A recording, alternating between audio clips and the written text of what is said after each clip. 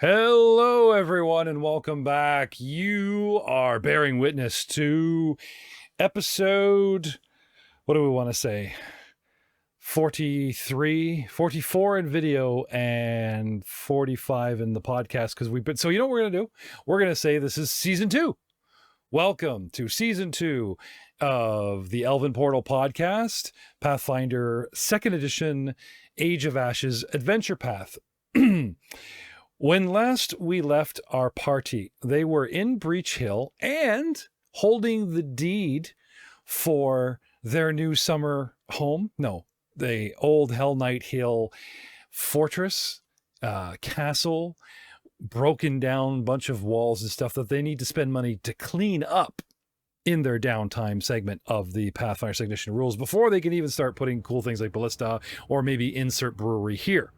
Now, I'm sure when these guys came down the mountain, 3 dwarven cousins with other dwarves. Do you guys remember the dwarves that dropped them off? A whole bunch of them in a cart, like at least another 3 or 4, dropped them on a cart and kept going through town off to a location unknown. A lot has happened in these several weeks that these dwarves have been adventuring for some capital gains in silver pieces to help start their microbrewery or mega brewery or, dwarven spirit factory in town, out of town, around town. I wonder if they even thought that they would now have a fortress that they could possibly build one in. What was the original plan? So, while we're waiting for Frank Hamilton's triumphant return in a few weeks' time, I thought some warming up for season 2, covering some downtime aspects, a few cameos, and the possible bringing poor Niles Albright's level from 4th up to 5th, because the dwarves in season 2 have already hit 5th level. A few days have passed since the last time we've aired a show in game time, and I would like to bring the scene down on the world of Glorian from a skylit view, plummeting down to the capital. Well, I shouldn't say it's the capital, to a cute little town called Breach Hill in the nation of Iskar, next to the Chilaxian border, once owned and possibly still part of said Cheliax country. Between Cheliax, which is over here, and then you have Aslan, and in the middle in the mountains is, well, you guys know the 5 King Mountains, where all the dwarves come from? Well, not every dwarf, but these dwarves come from here, trucking down the mountain. First human settlement, let's sell them some beer, is Breach Hill. In the center of this lovely town, as you can see on my map here, the town itself is sort of a lopsided, rounded-edged, vertical rectangle with a river flowing through it from the top northeast gate down underneath 3 bridges to a plateau of Monument Circle where our mage statue stands, and a last 4th bridge before exiting the city under another wall in the, I'd say, west-southwest part of said city mini town. In the northern western half of the city, in its center, is a large tavern which doubles as a holy place, a church to a certain god of drinking and good times. The name of this establishment is called Caden's Keg. An irregular, an acolyte, a young orphan waif who was practically raised by the priest here in the ways of the world and drinking and such, a young man, human, who goes by the name of Niles Albright. As we delve more into 2nd edition and into the 2nd season, you'll be learning a lot more of Niles, assuming he lives. Assuming. So announcing Joe Gibson, my steadfast rules lawyer who has helped me with 2nd edition rules and will continue to do so, is in the house playing Niles Albright. Hello. His best friend and steadfast companion is a human guy that we haven't introduced yet. But in the meantime, he's cozied up to a couple of dwarves and has adopted the dwarven adoption feat. Now, how does this work exactly?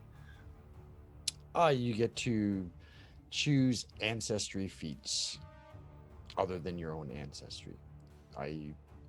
Since I've been adventuring with nothing but dwarves since I started my adventuring career. I just sure. And career was with adventuring with the lovely group of dwarves. So with this, it allows me to. No, I just totally lost my train of thought. It allows me to use dwarven ancestries. I can choose for those for feats. So I just totally lost my train of thought there, Jeff. Sorry. So the feat is, well, so am I to understand that the original feat in the book is, from my understanding, is like if somebody was saying, I was the half elf raised by elves, I can take the elven feat out of my ancestry. Well, no, they get it already. So it's like, I was the poor little halfling taken in as a butler by the humans, and I grew up with them, and now all the human ancestry feats and stuff are available to this character. Yeah, pretty much. You spend 2 weeks drinking heavily and adventuring, improving your life, growing in half a beard with a couple dwarves, and suddenly you have access to some dwarven ancestry feats. Allow it. You have to. Why not? I took that at 3rd level. You have to. It's the price I pay for letting him help me run this show. Okay. So I just wanted to clear that up. And then next off, the other thing was Niles almost died. Didn't you? Yes, a couple of times. Not as much as Muros, but and would you like to remind the audience of that tragic experience? Yes, I almost died by a white or a race. I'm not sure which one it was. It was one of those. Undead. And I thought it was neat. We started dabbling in the idea of multi-classing in this system where you start taking feats in another class as opposed to like levels, the way it works. We've talked about it before. So let's talk about what you decided to do. Yes, so I took an archetype of sorcerer, which then allowed me to become a part-time sorcerer. Right. But losing my class feat.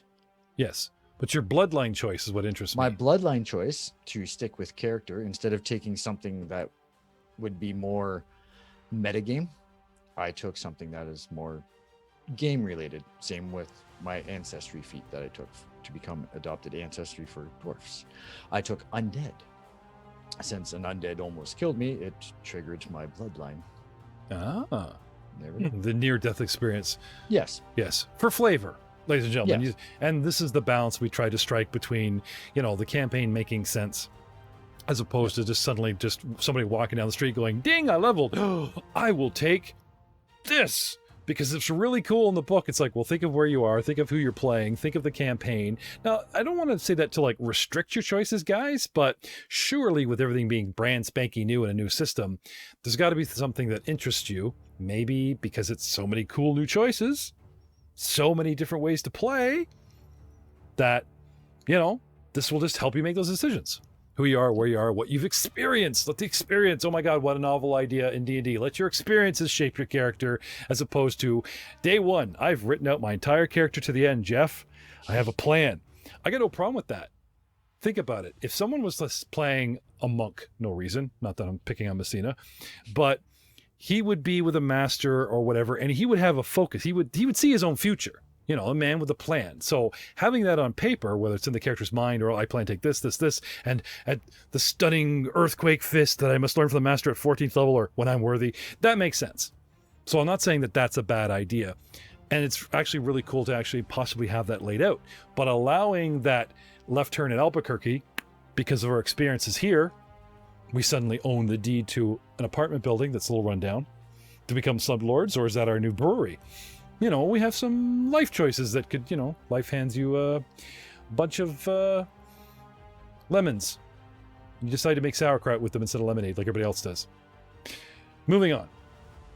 Next, we have, of course, returning to the screen with a fan favorite, Muros Andelbender, the Dwarven monk. Mr. Ryan Messsina is in the house tonight.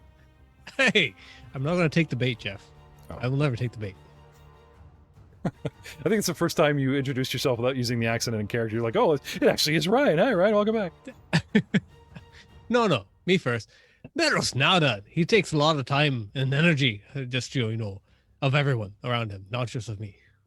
Well, I'd like to thank Ryan for coming back to the show because we actually postponed this show for Ryan and Frank's return because both have been unfortunately incredibly busy in the last couple months. And we've actually stopped streaming live for a while so that we can incorporate their schedule to keep both these players in the show. Frank has yet to return, but it just wouldn't be the same with only having one of the three dwarves or two of the original, the cast members that survived and solidified. So I've actually preempted this show up until now, and it'll be rolling out hopefully in a bi-weekly or so, tri-weekly schedule. But in the meantime, no Frank. What are we going to do? Well, how about a cameo? Well, let's see. Let's go back in time to someone I played with who... Well, have you guys heard the Waterskin story? Surely I've told you the Waterskin story.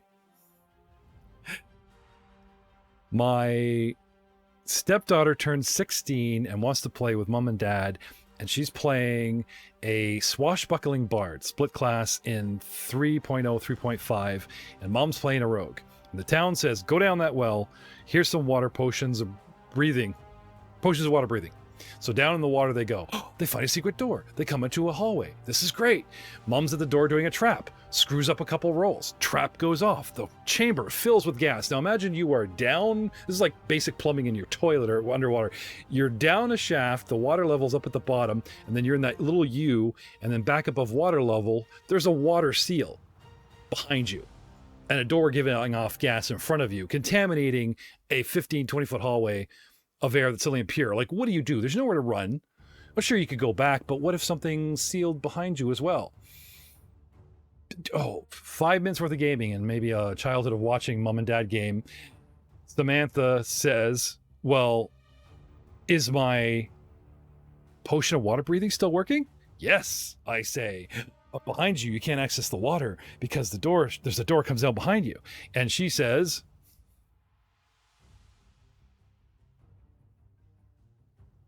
then I'll breathe my water skin.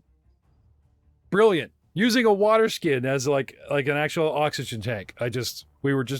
Mom and I burst into tears. We're so proud, you know. She hasn't gamed since. Like a good 20 years have gone by. I don't know. Maybe we just, you know, you got it one, kid, move on. Had an entire life, kids the whole bit.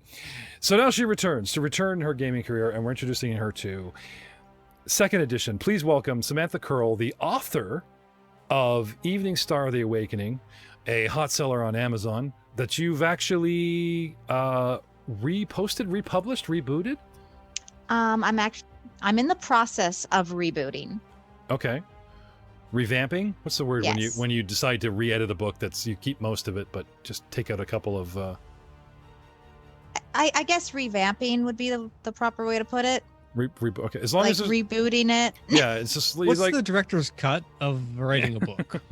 yeah. Exactly. If only we could go back to like Twilight and just delete the sparkling vampires, right? How much better would that So book much sell? better. So much better, so much better.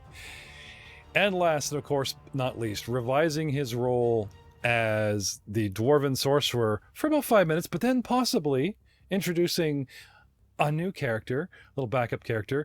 We have Elbrick Stonechucker, the dwarven cousin sorcerer, played by Matt Witt, returning. Hello, lads. You ready to kick in a few more doors? No, that Frank, you're not. I mean, Theon.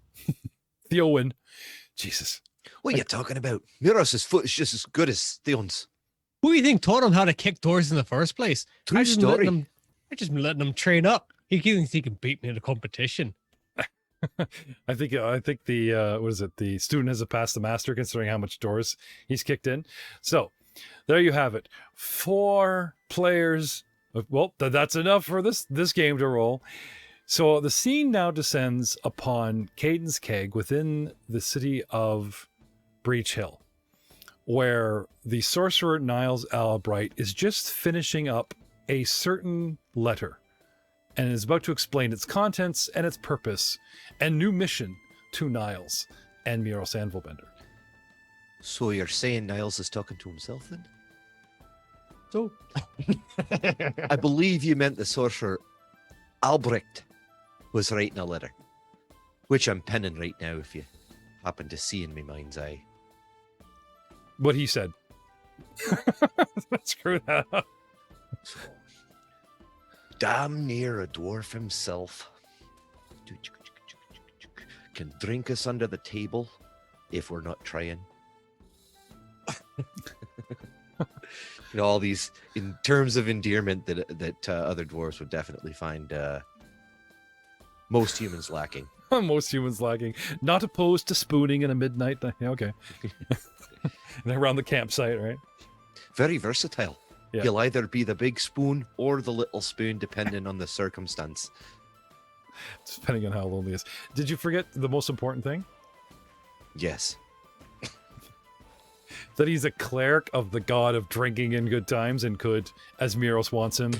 He's a What's it? sorcerer now.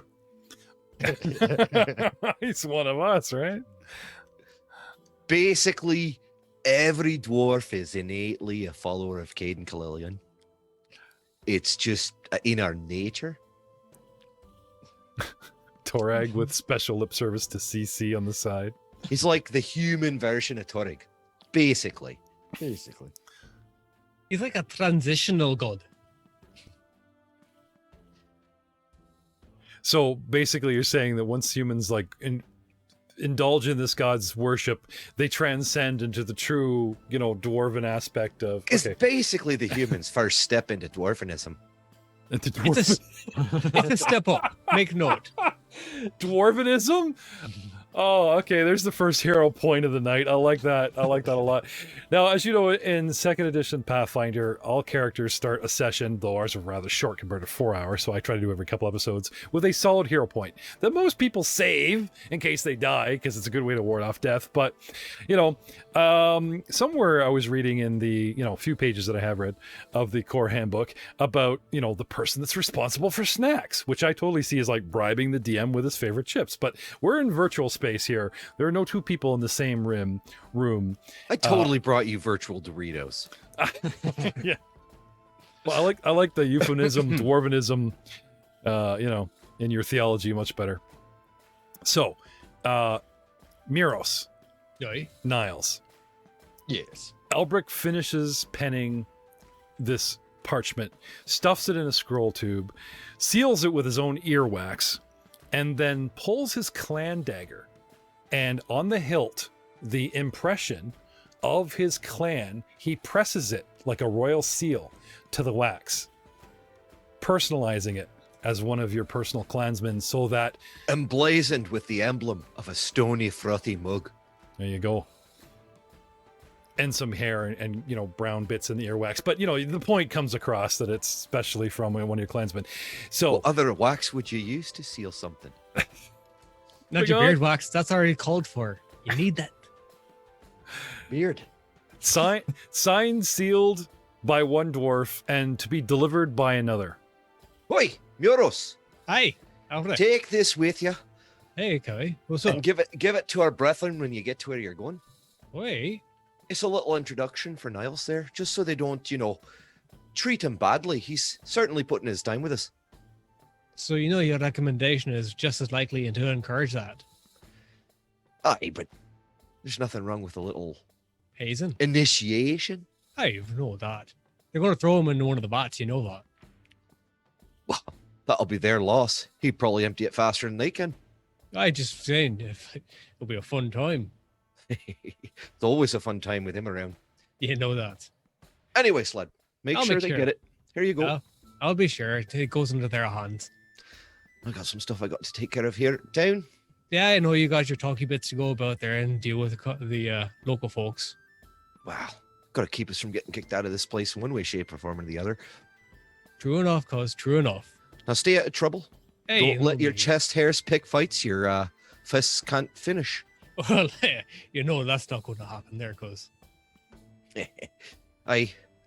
One day you'll learn. Hey, don't forget to do your jumping jacks when I'm not around there to whoop you in the behind and make you jump at least once or twice in a day. Of course, Your of knees will course. fall off otherwise there. Right then, stay out of trouble, lad. All right, be off with this. And if you happen to see Theowen out and about, tell him I need to have a word. Yeah, if I cross his path, I'll let you know. Well, let him know that you know. Thanks, lad. Yay, lad. The last you saw of Theo and gentlemen, he was actually going to the shop where you had sold off a bunch of your gear. When you guys got a bunch of treasure, You sold a lot of it for cash and then headed back and did the final dungeon. And it came across your notice that perhaps these portals that you found might actually need some sort of command word or trigger key.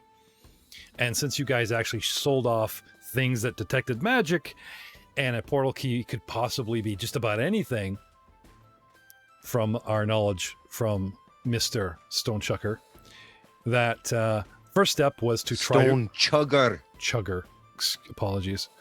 That first order of business was to try to track down and repurchase these items. Theon has gone to a shop where you guys have sold most of them while you guys are here.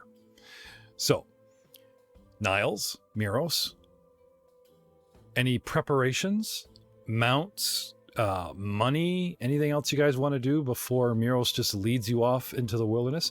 Now, before we started recording in between the weeks, you guys talked about the convenience that in the sort of, I believe it's northwesterly direction, the outpost that you guys cleared is on the way to this dwarven location where the brethren are camped out, a very secret spot. But Muros hasn't told you too much about that, Mr. Niles. You guys can truck out there, camp out, and then you should be able to make the other location within a day. Sounds good. Ish. Nice. That's what I was going to suggest we do. Right. Is there anything you want to do to make this trip faster, better, easier? Better just make sure the wineskins are full. Okay. So you guys are just gonna hoof it? Now we know the way. Okay. Well, the What are problem we is in the rush for there? it's I believe it's actually a couple days out of town. Like it's like 1 to 3 days originally out of town. So like when you finally get there, it's only, half a day to where you want to go. But Just remember there, I never skip leg day. okay. And riding a horse is also known as skipping leg day. Oh, all right. Pulling out the good old official Pathfinder Age of Ashes dice. Oh, I haven't worn these beauties out in a while. Today, we're going to talk about random encounters. Random encounters by the hour, by the day, could you remind us the 3 modes? There's search mode, there's downtime, and then there's... Attack mode. There's exploration mode, encounter mode, and downtime. Downtime. Right. So you guys are in exploration mode, trekking across the wilderness here. And When I wake up and I know I'm gonna be the man. yeah, Yeah, no, that's good. No, The entire time. The entire time. Muros knows 3 songs very well. Repeat But- for 3 days. Oh my. Oh. Yeah. Yep. That's Whether- one of them. The other 2 are just drinking songs. And Whether the it's- third one, he yeah. doesn't even know the words. He just makes the sounds that he thinks were the words he heard at the time of. Sort of like, away. Yeah, that's that. The gods must favor you. Your path is clear, the weather is brisk but bright, and eventually you guys come across the outpost. Let me just get back to this ye old outpost. Dun-dun-dun. Yeah. To which you guys found the band of what do you want to call it? Mercenaries? Yes, thank you. Band of mercenaries, as well as our half-elf, who is literally, if not practically, for obvious reasons, chained to to our fellow dwarf. No reason, right? Yeah, no preference involved there, right? Yeah. Okay. So here we are back at the location. You got Niles and little Muros, and the place is pretty much as you left it. I mean, you guys sort of like did this area, moved in, and then trekked to the tunnel, and like there's bodies lying. Like you guys didn't do much. Like there's body. Like there's the gear you took, but oh no, you guys had spent the night here with her and everything. So I guess you guys cleaned up a little bit. Yep. I don't know if you. Yeah, dragging a body to a bush. Yeah, okay, you didn't bury them, but you did definitely No. Okay. So it's smelly in areas. Yes. So, with it being almost twilight and coming upon the scene, there are the scaffolds, the large platforms for scouting. There are 4 of them, and the large one in the middle, which is literally 20 feet deep and like 30 feet wide with 2 ladders going up. And then there's another one that's like 10 feet deep and 15 feet wide. And they're anchored between 3 great big tree on the left, a tree in the center, 2 smaller trees on the right. There's that in front of you. Behind it is the actual building with a single bed and a table, a couple chairs with doors and a window that's smashed out. And then there's the auxiliary platforms in the back. And then beyond that is the cave entrance. What do you guys want to do? Maybe just a quick little search to make sure there's nothing here besides us. Okay. You wander around a little bit, as it were? Yeah. Oh, yeah, just in game perspective, just a quick perception check. And all right. You guys take the proverbial lap for heading directly to a building, basically. Yeah. Do a perimeter check. Is this what we're talking about? Yeah. Yes. Sweep. Okay, not stand in the middle and going like a Well, mind you, lighthouse. You guys are The like, sweep is yeah. it's a much more casual sweep though. Oh yeah, no, like you don't have to wander brew way in off hand. in the brew. Yeah, yeah. Basically, just walk the perimeter, looking around. Okay, yeah, pretty much. you guys give me some perception checks. Gladly. Perception. Okay. Huzzah. Now, Matt might not be able to see this map because I haven't placed him on it yet. So you have to physically have a person on this map to actually see it. So, Matt, Samantha, apologies if you can't see the map at the moment. You'll just have to use your imagination. So natural 20 Mhm. plus 10 is 30 total. Ooh. And out of 16. Okay. So, with the 16, you do spot the bodies that you guys dragged, the proverbial 1 or 3 sets of boots sticking out from a bush. Oh, that's where we left them, right? However, Muros, you can tell that the position of the bodies has been moved. Something's been over there and, poking around. All right. I look around. Are there any prints or anything I can kind of pick up or? You want to head over? Yeah. Okay. Going to the bodies, you quickly ascertain that something's been feeding on them. They're ripped apart. So the wilderness has sort of got to these bodies, moved them around, dragged them off. Pretty sure some of these half orcs are missing, like just gone, that kind of thing, right? The heavier, bigger ones are ones that got snagged, or just something's been coming here and just having a good chew. Yeah. You know. All right. Can I check for prints then of Yep. what it was? Yep.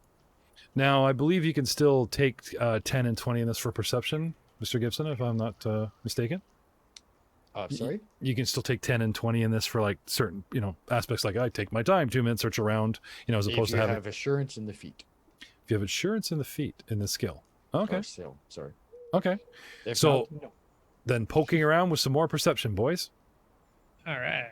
Now, I'm assuming, like most games, like I said, so unless you feel the need to role play and reiterate the words, that one of you guys know, you're like, hey, this is what's going on, that kind of thing. Yeah. 24 for a perception check. You do find prints that look like they were made by some sort of canine quadruped. Could I try to identify that? Knowledge nature? Yeah. Are you trained in nature? I am. Yes. So with the freebie training of nature, like I said, quadruped, possibly canine. With your roll of 26. warg prints, about half a Ooh. dozen, possibly more. Oh, there's a nasty bunch. Mm-hmm. Um, You basically laid out a buffet, and they've been having at it. Are they our ward puppies? Well, that's a good question. I know that Niles sort of Osmodeus upped his and keeps him like under his tunic. The rest you guys left out at Hell Knight Hill, Yeah, the goblins are taking care of them. and the goblins are, taking Great care of- animal tenders. right? And those tender animals are delicious, like veal. Well, they fed the bear extremely well. Yeah. So, All right. Possibly no. Okay. But actually, not a bad question, and definitely a good throwback to Season 1. Well, no, I see your line of thinking. There is a tunnel that leads directly to, right? That just takes a long time to get here. Yeah, I know, but it literally is a direct, singular path, as opposed to like, how could they wander the wilderness in miles, myriads of directions and end up here? Well, there technically is a cut stone path that goes right to that dungeon. So yeah, no, I'm From the feeling- paw print, could I deduce a rough number or a size, like small, medium, large, full of, like, grown quantity, full grown creatures. like how many? Yeah, like how many individual tracks there are. I already told you, Oh, okay, at least half a Lots. dozen, if not some more. lots. Yeah, okay. Yeah. No, I mean, like, half a dozen, that's 6, right? So, like, but I didn't say 2 dozen or 8 dozen. So it's like, Yeah, okay, yeah. 6, Rough 8, numbers, 6, rough 8, 10. numbers. Yeah. Cool. Yes. They've been having a good time. Niles, Yes.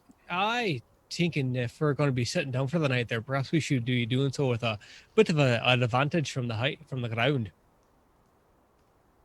Fair enough then. It seems there's a bunch of warg tracks about here. They've been feasting on these here losers.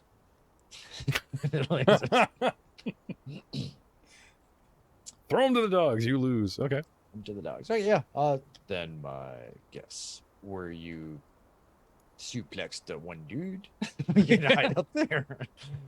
Oh, yeah, that's what I was thinking there. Yeah, Or smart sorry, one. superplex. Yeah. Not Yeah. a suplex, a superplex.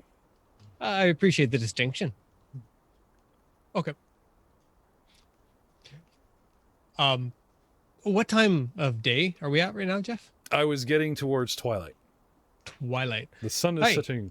Okay, definitely then there now. We want to be skimming up there that tree there shaft.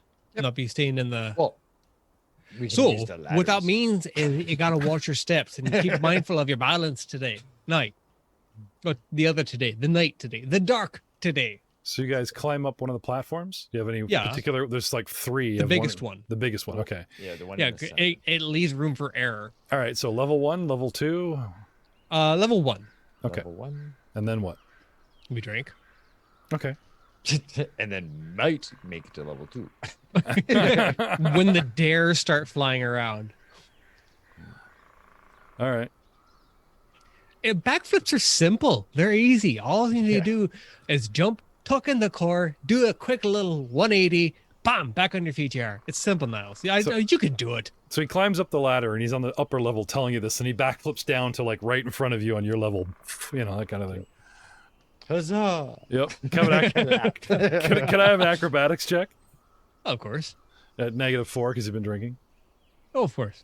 Acrobatics. Yep. All right. Modifier. And here's the backflip. And... Oh, wait. No, that's a +4, -4. So you guys are going to camp out here with your little bedrolls and stuff and just sleep in the tree fort. Yeah, pretty much. So Yeah. cute. In the tree fort. Away from the bad puppies. Yep.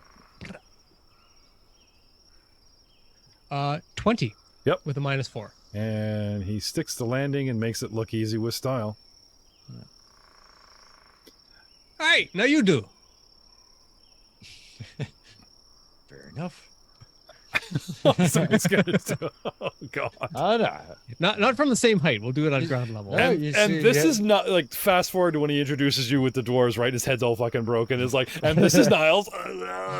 Yeah, he's gonna need a spinal fix or something. No. You see, you have to remember that Caden is the god of No drink. pain? Yes. No pain, no. But he is a very athletic god. Oh, that's true. Swashbuckling. Very nimble. Oh, okay. So I am going to attempt. Yeah, let's see it. Backflip. Athletics, eh? Now, if somebody asked me how you can start season 2, I'm like, oh, I'm gonna drag these guys out to a platform and watch them do backflips for fun. Like, I don't think anyone. Oh, How about a 28? a 28. Not only does he do a good backflip, okay, he manages to jump high enough to tuck in and get that flip and a half, like almost like the double, right? And he does where you flip and land and then turn to him, he actually corkscrews a bit and lands facing you. It does a superhero landing. Yeah. Super bad for the knee. Oh, you're a quick study there, Niles. Hey, a drink to that, eh? Aye. Oh no, oh no. Okay. So into the night. Pretty much. Yeah. Into the night this ensues.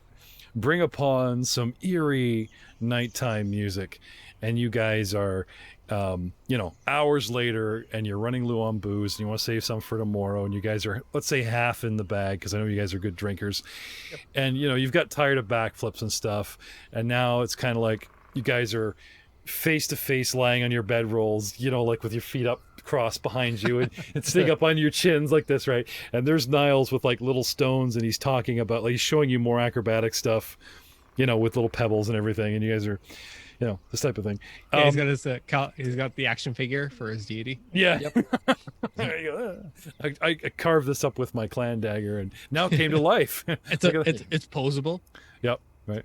You get like a little one with a mandolin, and it's the dwarf that's gone missing. You have to remember, my god became a god by a dare. I like that. He was once mortal. Yeah, you tell him the story. There was once mortal, huh? Tell him the story. Okay, give me a knowledge religion. Oh, sure. Yeah. Because I have to, get some more people into my religion. Yeah. No, dude, I'm time to turn. Cue Joe's rare monologue. Let's go. It's story time. It's story time. As soon as I find it. Now, you're allowed to eurytilate whatever the player remembers. The reason I'm asking for the roll is this way I can interject a couple of points if you miss them. Natural 20. Oh my god. I'm converted. Yeah, no kidding. The next day, it's like Muros looks a little bit more rituals. Yeah, it looks like more human, right? It's wearing. Yeah, it's yours. Like, you want to trim in the beard? What you want to swap out those multi-class feats now for cleric stuff? I mean, no. Yeah. You guys already worship at the tent pole. Glug glug glug. Yeah, but no, just do the basic. Yes, you took the challenge on a drunken dare. That's once every 1,000 years. 10,000 years? Is it no? Because you have emote. No, I think it's 1,000 years. You're talking about two human. Yeah, thereabouts. A millennia to 1 to millennia to 10 is a millennia to many others. I get you. Yeah, every so often. I think it's 100 years. Every 100 years? Yeah, I think so. To take a challenge, a series of challenges, and he did it on a drunken dare and completed all challenges. Yes. And the prize at the end of this crazy ass test is to become a deity, a god of sort. To become non-mortal or immortal. And suddenly, Errol Flynn mustaches, rapiers, and drinking with one hand steadily in battle became a fad once again. Yeah. The end. Because he proved he could do it. I did it. So the moral of the story is be like his god and always take drunken dares. Yep. You got to say there. It's not much enough for me to argue against. What are you guys doing for a light source? Because although one of you has dark vision, do you guys have any kind of campfire thing going? Or I have my lovely little light cantrip that I cast constantly. Well, you don't want to burn down the tree fort. No, it's light. Okay. I light my shield. All right. Okay. Can I have perception, gentlemen? Sleepy, half asleep, and definitely half in the bag at -5. Certainly.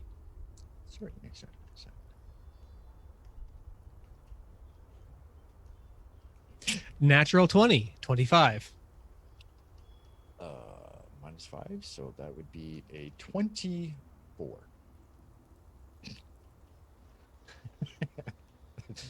We are better drunk. We apparently should do this or encourage the 20s to come forth, apparently. Mm. I see something. So do I. I think with that. I'll throw your bottle at it, see if you can bean it. I think the head's over there. Will you gentlemen roll for initiative? As quiet as they are trying to be, the odd scuffle and growl betrays the presence of a warg pack, not only returning and heading to it, possibly their feeding grounds, but catching your drunken boozy scent on the wind and beginning to encircle the platform, which you guys... Ooh, that's a lot. Yeah, of they're like, damage. whatever's up there is hella dead by that smell. Just say. Holy crap, that's a lot of dogs. Just a few? Why? Natural 20 No or more. initiative. That's a 30. No more than 6 as promised, right? Ew. Question is, which one did I... I'm happy and I'm kind of sad at the same time because I know this is going to come out in balance somewhere else. Yeah, and then now comes the ones. Yeah, do something. One. Oh no! What happened? Oh, you're right. They caught your scent. They are circling the platform. Ooh, and we roll for initiative. And the extremely sensitive and high-winded and smelly Muros leading the band with a 30 total. Yep. On deck with 25 are the beasties, and then Miles following up with a 24. So they still managed to miraculously segregate your initiative. But now I would like to go back in time to Twilight, where a ranger of the Elven persuasion and a druid who is a rat folk are adventuring Or is he? or is he are adventuring together, and by this time it has become quite obvious that they have missed the call for heroes, because as they try to make their way across the wilderness to Breach Hill, they keep running into problems. They run into things that nature throws at them. Things that, and I'm talking about the odd wild grizzly bear or, that type of thing, but creatures that are wild and considered destructive. And perhaps these two figure that's their moral obligation to hunt them, track them, or at least warn the closest civilization. Doing ranger and druid stuff as they travel from A to B. Anyway, recently, you guys have been tracking a small pack of wargs. What's disturbing is you have found some humanoid remains. These wargs have become man-eaters. You find chewed up leather gear that was obviously had somebody in it and a few bones, that type of thing, with warg prints. And as you guys sort of hunt your way with finding this pack, it's obvious their habit is to attack, gorge, move on, that kind of thing. But this pattern is strange.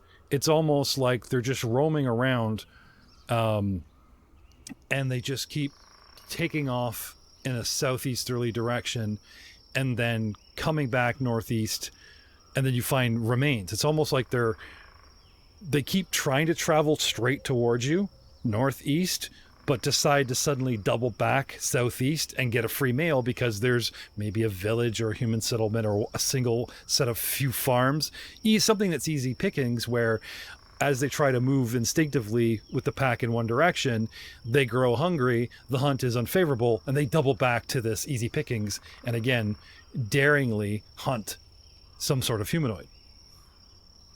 Can I have knowledge nature, knowledge society from, shall we introduce an Elven Ranger and a Ratfolk Druid who go by the names of... Data? Alicia? I'm sorry, can I have that again without the screaming into the microphone? Data? Dieter. Have I got that right? Yes. Not Dita. Okay. Dita. And Mr. Dita, what do you do for a living? Oh, Dita is a druid. And would you describe yourself, Mr. Dieter? He is a rat folk individual, very diminutive, all black fur. Following behind him, when he was a young druid, it was a monkey, but now it is a fully grown ape. You have an ape for a druid companion? Yep. You gave me 4th level. 4th level gives me mature animal companion.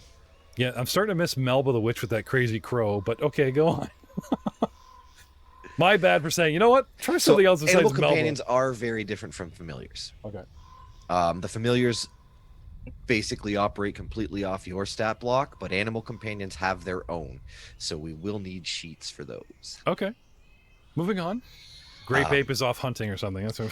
So he is dressed in padded armor, carrying a long spear. Und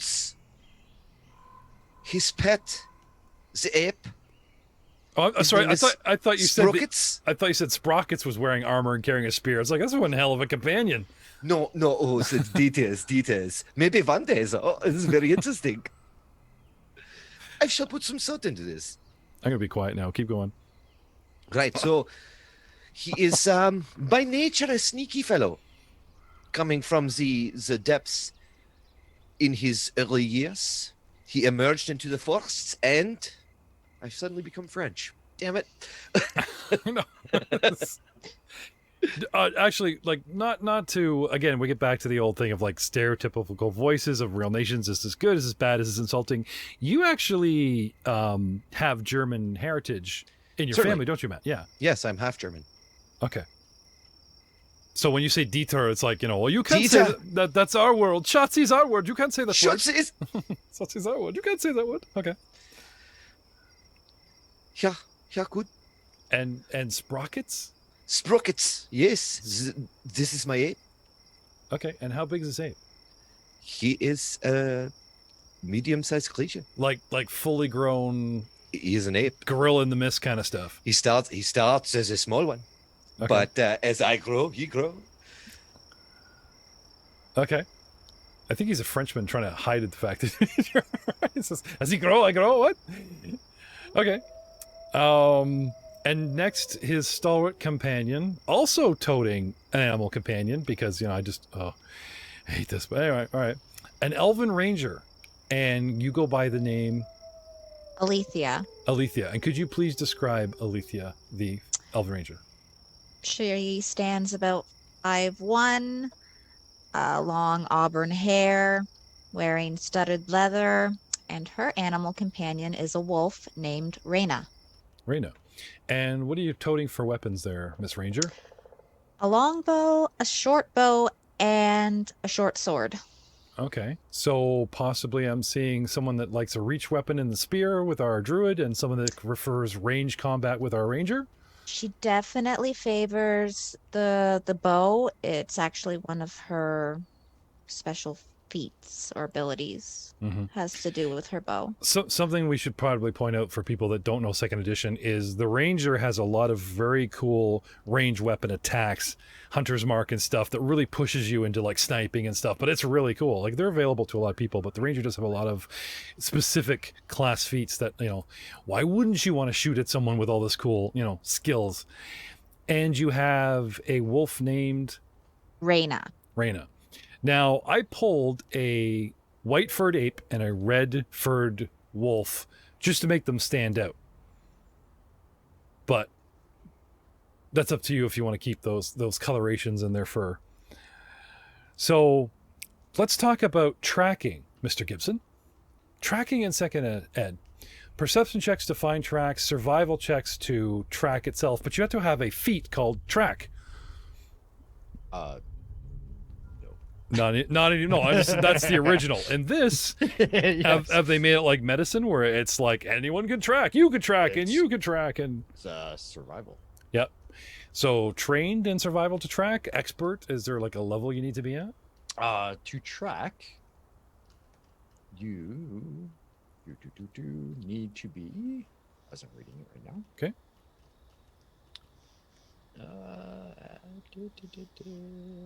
As according to this, yes, you can still do it untrained. It's one of those lovely skills like majority. Mm-hmm. But if you want to get into the more interesting parts of it, of being able to like track through mountains or through snow, that's Yeah, with all the with all the penalties, right? yeah. So Yep. what else can you tell us? What else can I tell you? Oh, you can, there you go. You can attempt your survival check when you first start trekking. Then every hour, when you continue tracking, Mhm. or any sometime significant changes on the trail, Right. the GM determines the DC for each check. All right. So let's go with the two of you tracking these wargs, right? You've decided that, Breach Hill might be a loss. You'll wander there, lose track of time of days. The Call of Heroes was this month. It's like halfway through the month now. Maybe some hero, you still have a chance. I mean, but that's okay. So track away. Who is our lead? Who would have the GM advice would be the person with the biggest bonus to their survival skill. And then you have your secondary, someone doing aid another, hitting that 10 DC to give you the bonus who has a smaller skill. So what is our survival skill, Alethea? Mine's +6. And Dieter?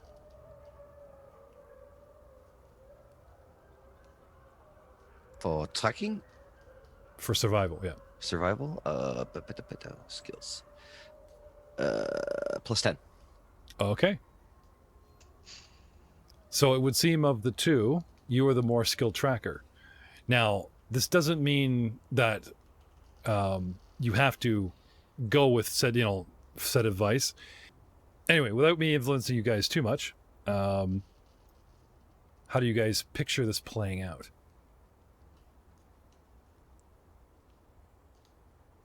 I'd let her take the lead for sure. Yeah.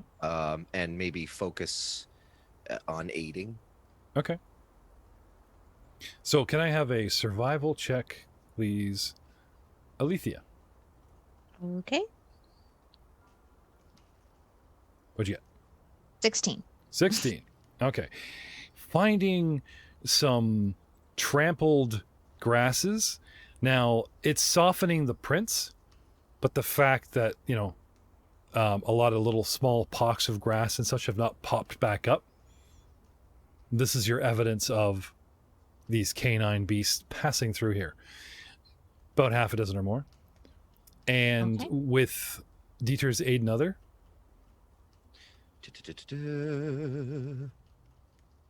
It's going to succeed.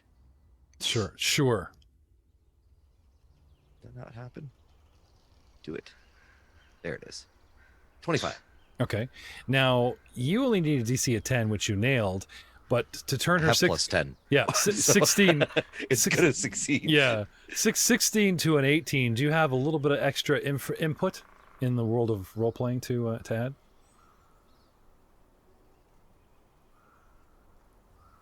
Yeah, so what are we tracking for? Wargs. I have scent. Okay. So you go right down and see how fresh the scent is? Yeah. Okay. So you have a sniff? Okay. You're getting close. You should be able to catch them just after twilight. It's not a great idea to catch them at night, but if you guys push hard and don't lose their trail. Young miss, out of curiosity, see, I'm French. Why can I not break this French? Just go with it. Just go. You're French now. Stay You're French. Junga miss.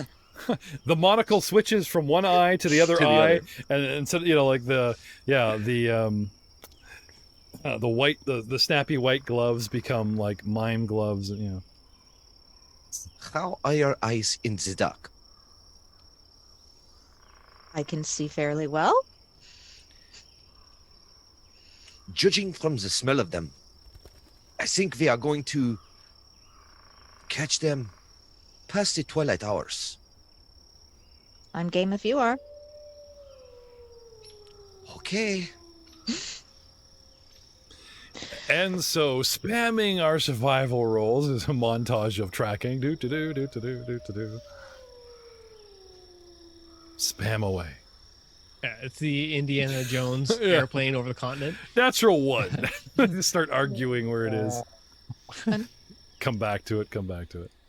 And as the numbers trickle by, the cool thing is like you could lose a trail, but as long as you start doing the spiral and expanding search, you have the chances to pick it up again, get back on, and all it costs you is time. So judging by these numbers flashing by 25, 11, 29, 15, 23, what I'm seeing is you guys do lose it, but these things are so intent, not the fact that there's 6 of them in a pack rummaging around, biting each other type of thing. When you do lose the trail or start arguing about which way they went or whatever, it only costs you some time. So it is not just a few hours past twilight as Dieter thought you guys could. It's actually way into the night. It is quite dark. And you guys have to have slowed your movement because elves have low light vision. Mm-hmm. And luckily, it is a bright, starry night, and you guys are trying to like not draw too much attention. So any light source you might carry is sheltered, kind of pointed down, at your feet, kind of thing, so you don't trip or whatever. But as far as picking out a clear shadow or target into bow range, could be difficult. However, there are several ranger and druid tricks of the trade. Hunting something and drawing a quarry towards you that will make up for that. The problem is your biggest danger, besides your smelly animals tipping them off and they either flee, is if they encircle you before you can act, before you guys could climb trees or set up some kind of defense or whatever, because then they could come at you at all sides and it could be, a real shit show. However, such is not the case. Can I have you to roll for initiative now, please? Let me just place you guys on the map here, and then you should be able to... 20.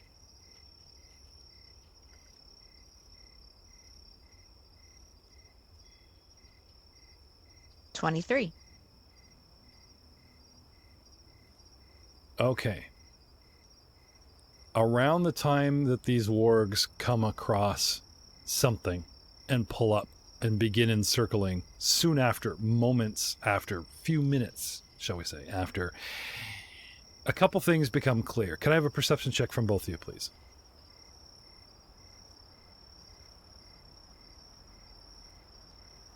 $15. Oops.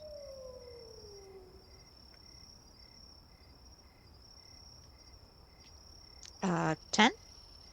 Okay. For argument's sake, do you guys actually have access to your companions? Like you say they don't need sheets, but can you run them without said sheet? Yeah, they've got base stat blocks that we can run with them. Okay.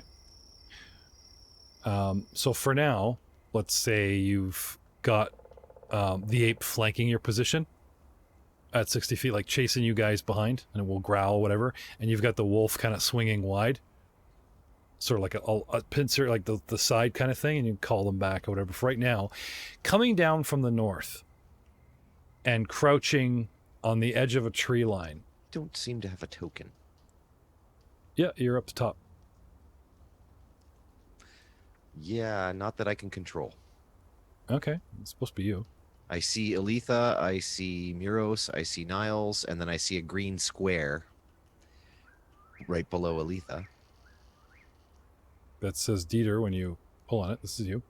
Yeah, I have no access to that. There's no token. It's just a green square I can see. Okay. You've lost yourself.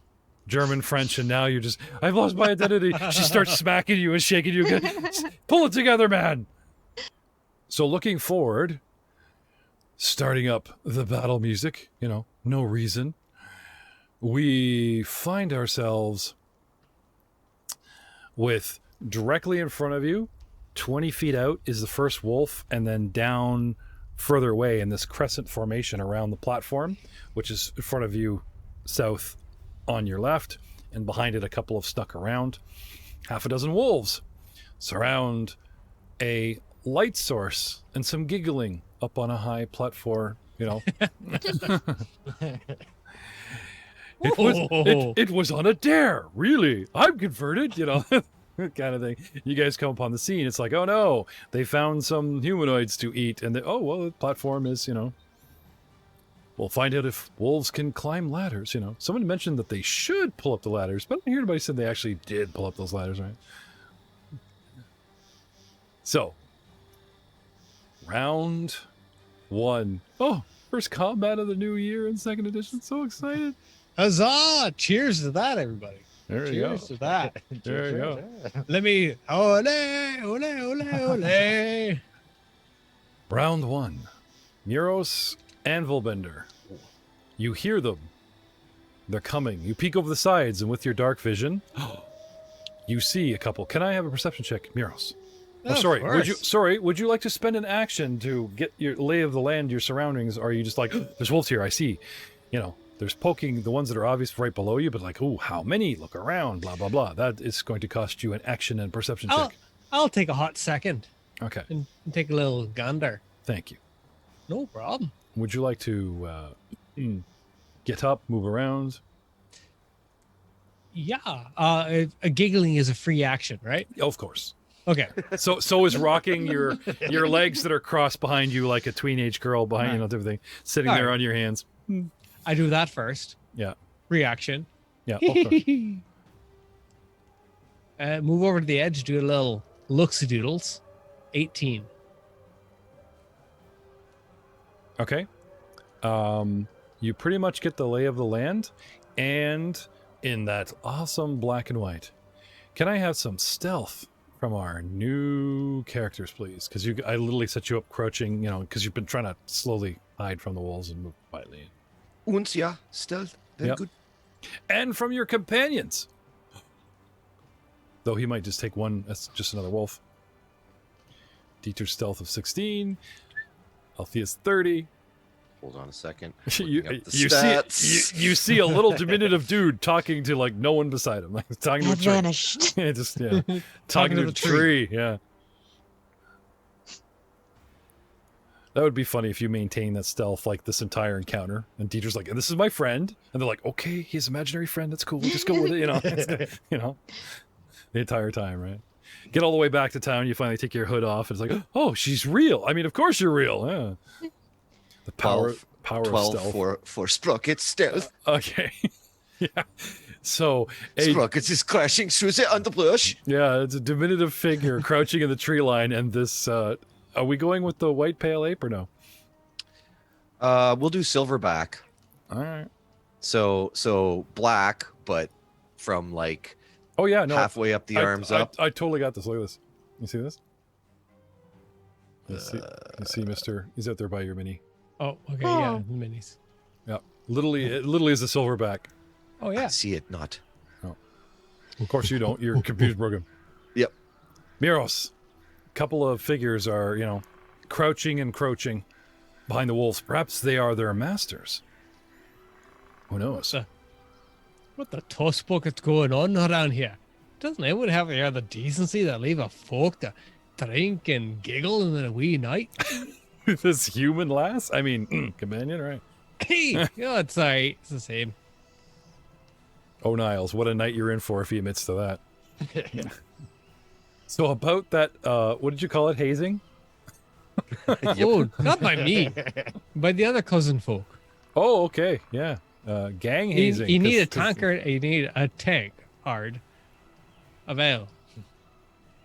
The stewing tankard. But anyway. And some lube. What? No, okay. So. It serves all purposes there.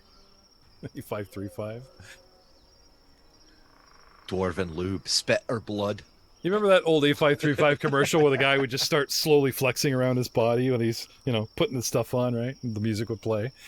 Muros is telling that he wrote that commercial. Yeah. So I spent an action point there to get my bearings about it. I see everything that you see over me here on the minimap, right? Just about. Just about. What don't I see? What don't you say? Well, I'm not going to point it out.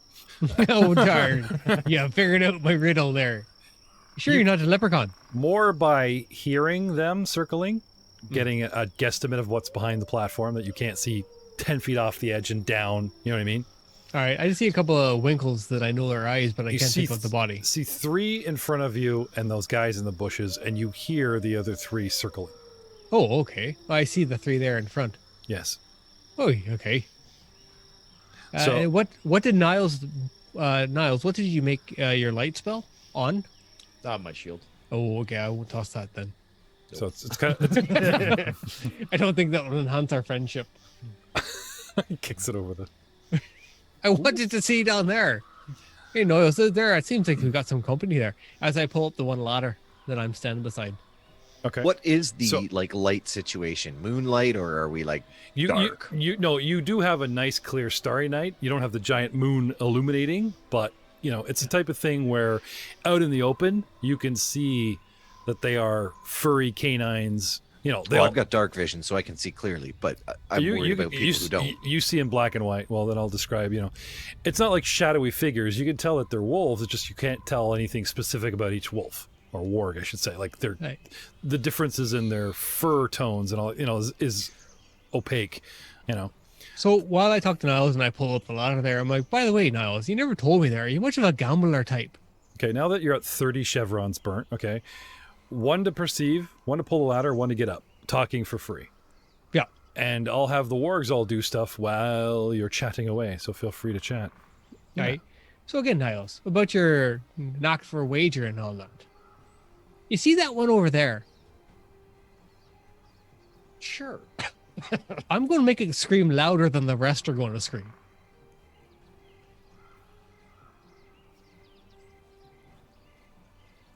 Stuff is happening. Yep. Well, basically, they're using their turn to completely encircle, a classic wild wolf tactic, their prey. And while doing so, since we're getting within 30 feet of new who's upwind, who's downwind, and some perceptions for some of these wolfies about,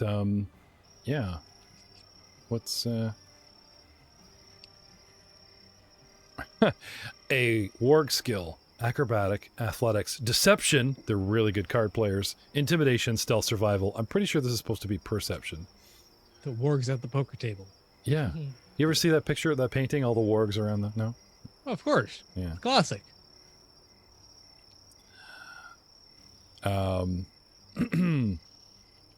The one that's out in front, that's kind of like come around the tree, and the one on the top corner here are warging your way. They're encircling and their heads low and the tails are low and they're growling softly and they're looking up at the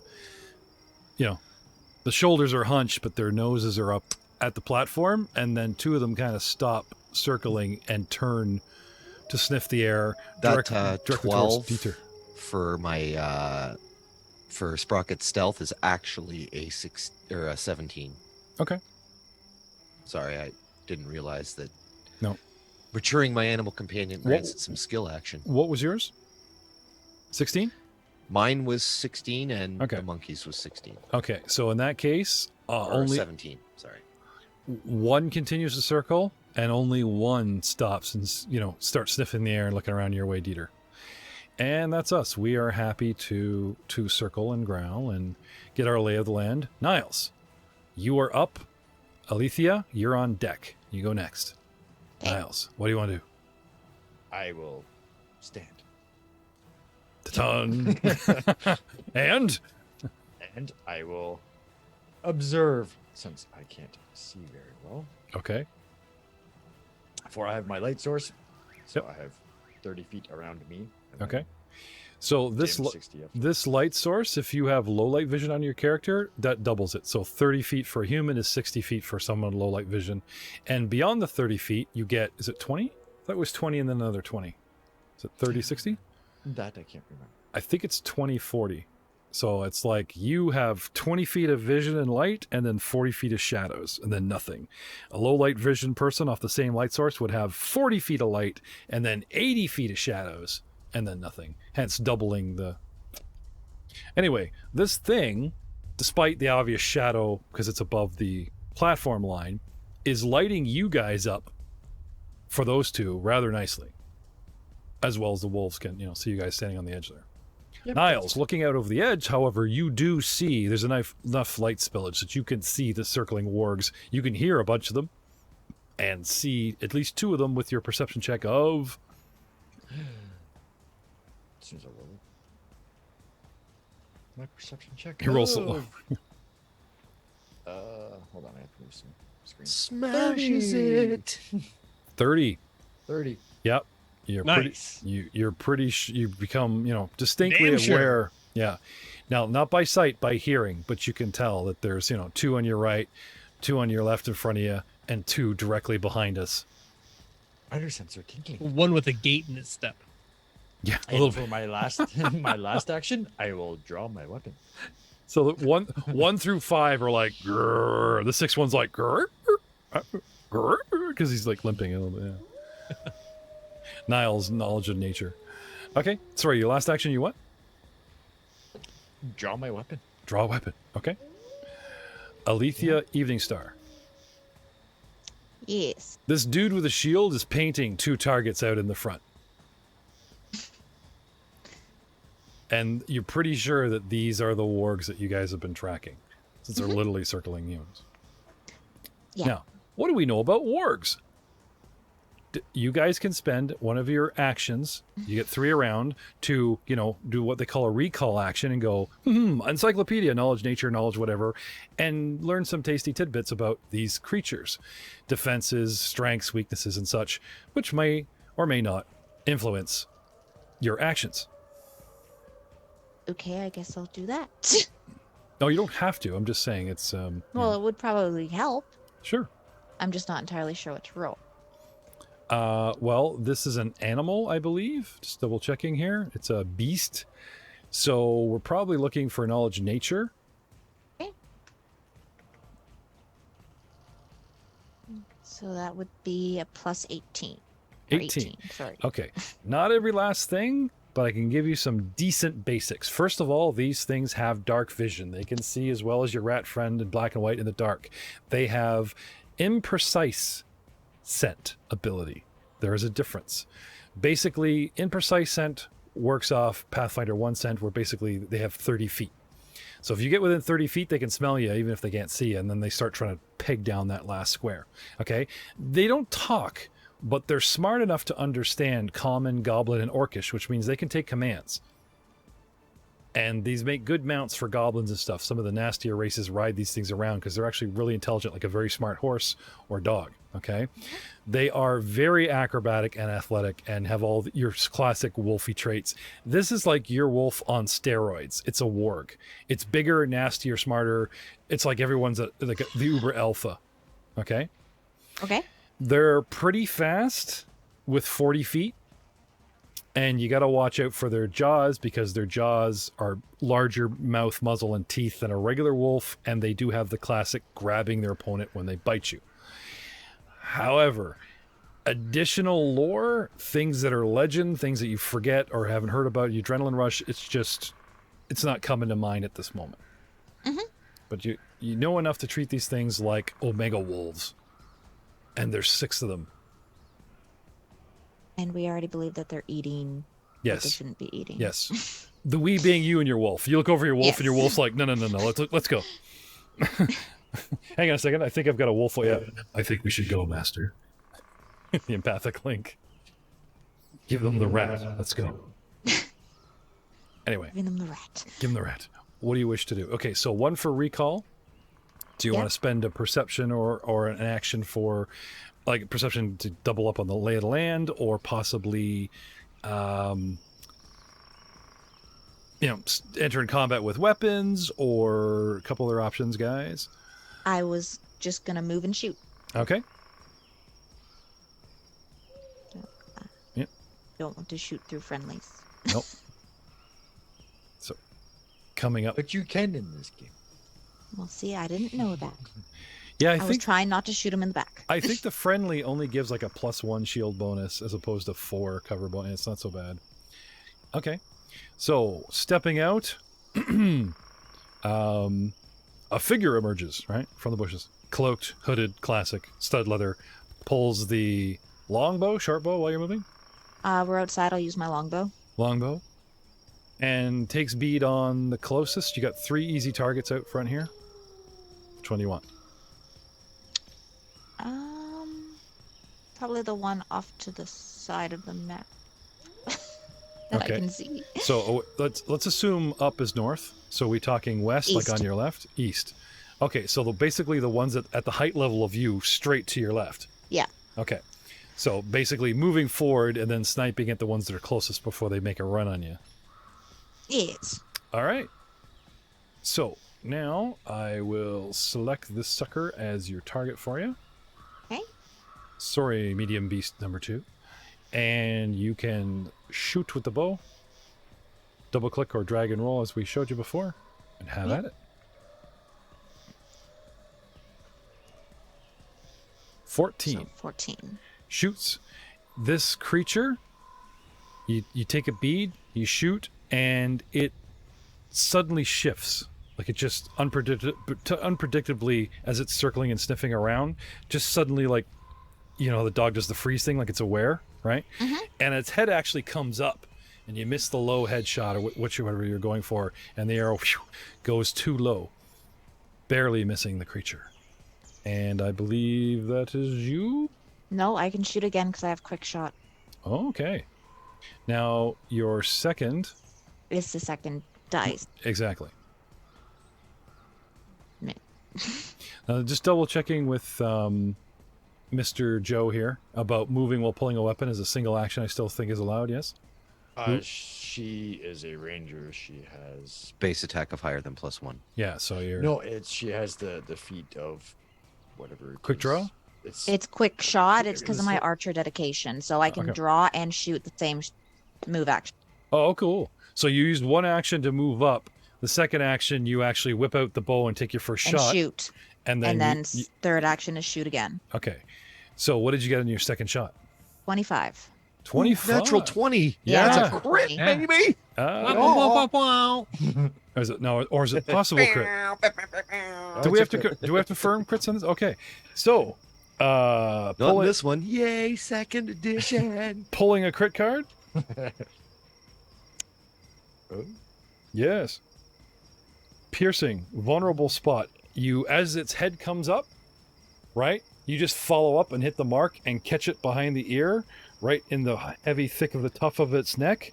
And you hit the vulnerable spot. The target is flat-footed until healed. It takes a little nerve damage, a little twitchy, and is not so reactionary. So now this creature is considered flat-footed, and I will give it that effect until it's healed, which means its AC goes down, and you are good to go. Can I have damage, please? 14? So, you know what I'm thinking? We had a lot of debate in the last season about taking damage and then taking the double rolls versus what's good on a crit card. And some of these are nasty. So, a little bit of flavor, a little test. We'll see how this goes, before Frank returns to us. I'm just going to take this damage at par. Alethea Evening Star would normally roll a D8 and gets an 8 on the first dice. It's a critical, which means you double your dice damage, but that second dice would be taken away for me to pull the crit card. Okay. Because a damage from a longbow is considered a deadly weapon, you get not 1, but 2d8 plus a d10 for the deadly, and that's why you see 3 dice. An 8 on a d8, a 3 on a d8, and a 3, unfortunately, on the d10 for a total of 14. And for flavor, I'll throw in the crit effect on natural 20s. We'll see how that plays. So, nailing this poor innocent warg that was just out for an evening meal. Innocent. 14, okay. That second shot right in the neck not only makes it flat-footed, it does take serious damage. It's still standing, but such a good opener for the second round, and this thing is considered wounded. Moving down the line. Next, we have Dieter. Dita. I'm going to spend an action to recall knowledge. Yes. 23 on the identification of the creature, and I'm sure that would let me know that they can see in the dark, right? We enjoy long walks on the beach, yada, yada, yada. Yes. Okay, so remembering everything I just told Alethea, I'll add to the list with your 23. Okay? These things are very reactive, and if they're side by side or if they're close, if you get a shot on something, and you're almost distracted by attacking, like say you run up with a sword on one, there's another one close by, it triggers an avenging bite. It'll take advantage of, you know what I mean? It has to see you and get pissed in those 2 seconds to like that you're hitting an ally, but it immediately reacts and takes advantage of your distraction and triggers an attack from an adjacent ally. Now, this creature is pretty big, and it can loosen its jaw and swallow small creatures such as yourself whole.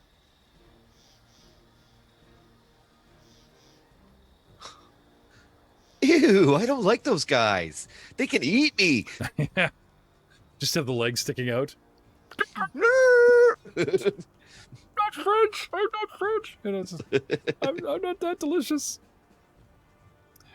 So, 1 action down. Yep. What have we learned? Take it back. All right. 2 left. What do you want to do? I shall take away the advantage of the night. All right. And I will cast light on my spear. All right. So now we have 2 light sources either side of the combat. And you lit yourself up like a nice juicy target. Oh, there he is. Look, everyone. Oh, sorry. I didn't see him, Shaggy. Thank you. Which is fine. It's That's absolutely fine. Yeah. And Sprockets is going to advance. I can't tell him to do anything, but because of his maturity, he can take 1 action, either movement or attack, without me directing him. Okay. So you just kind of like get him and he'll just lumber after the closest one? No, he'd move to cover me first.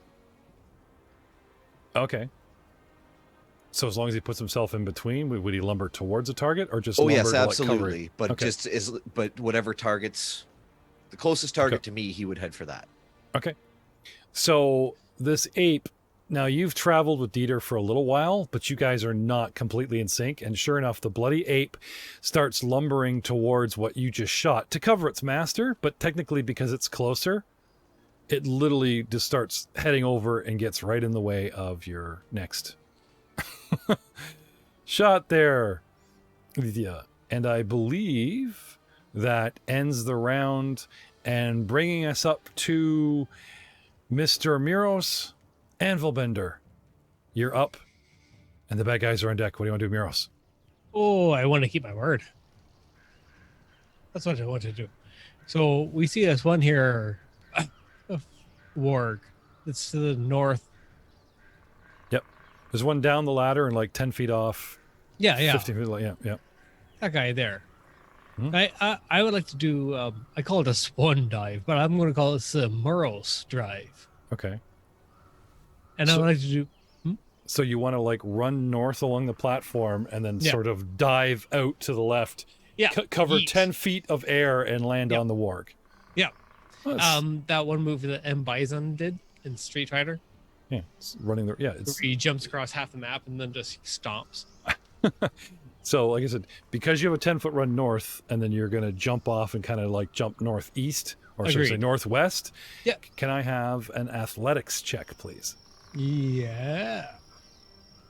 As you're sort of using your momentum forward and then suddenly shifting and kicking off with your boot on the I edge. take 10.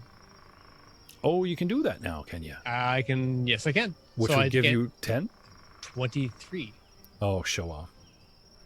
Woot!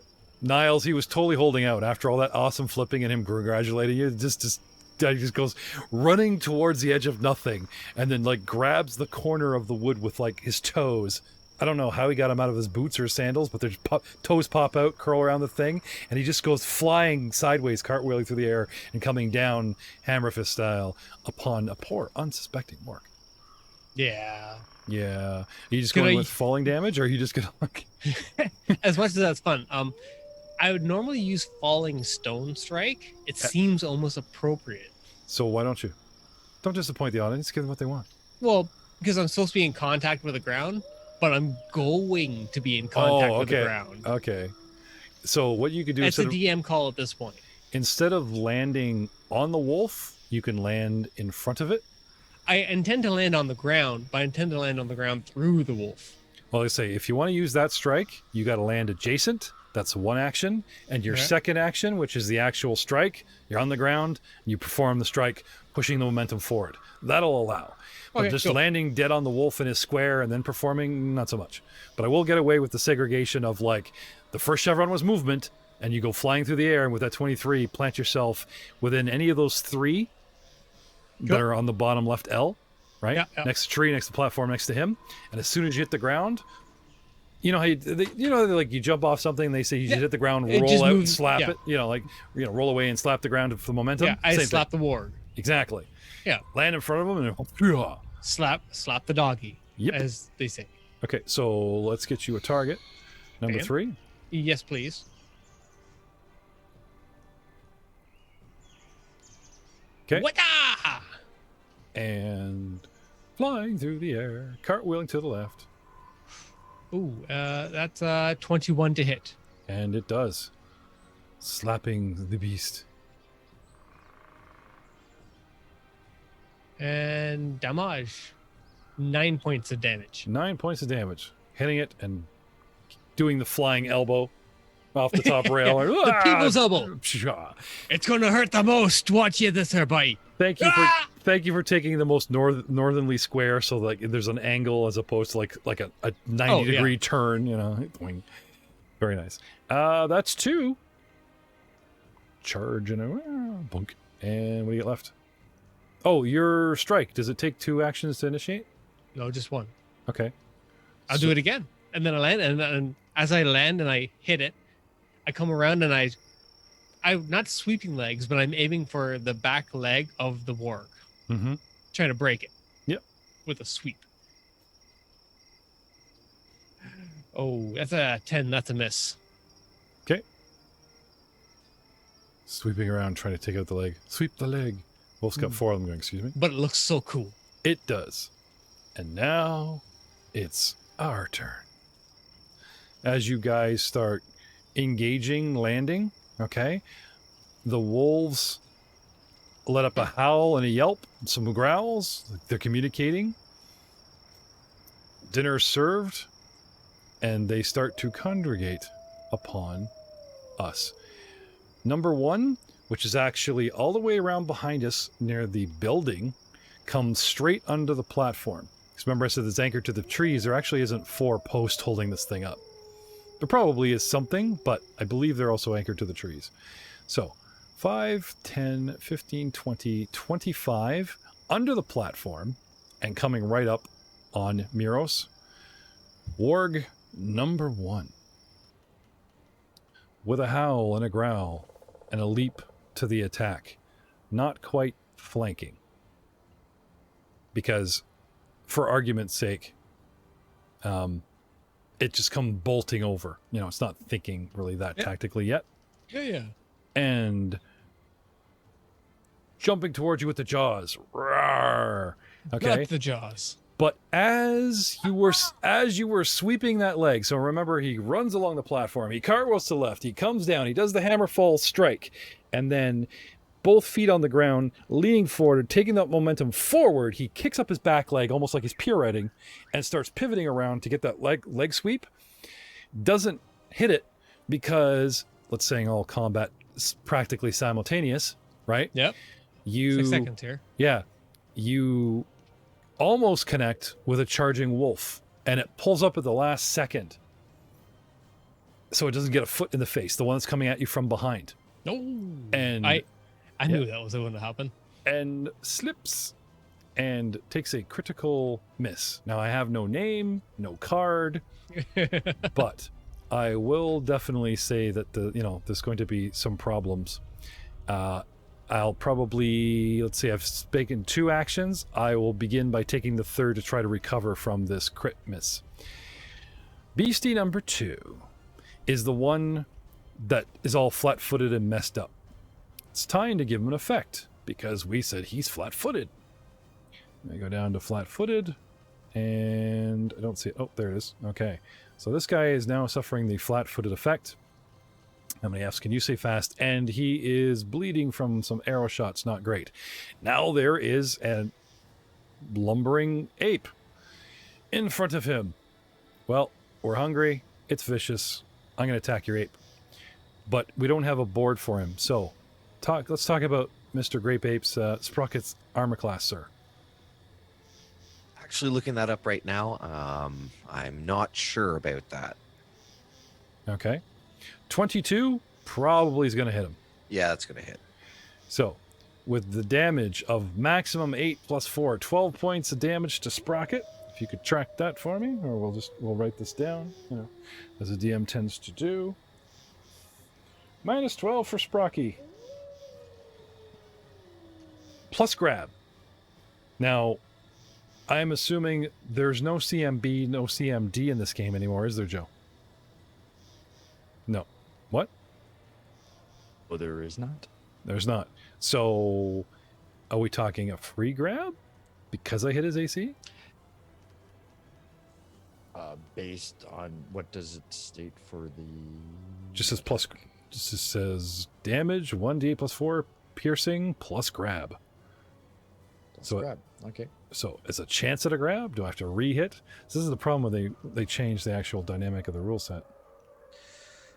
Okay. So 10 plus... So then it would be a grab, which is...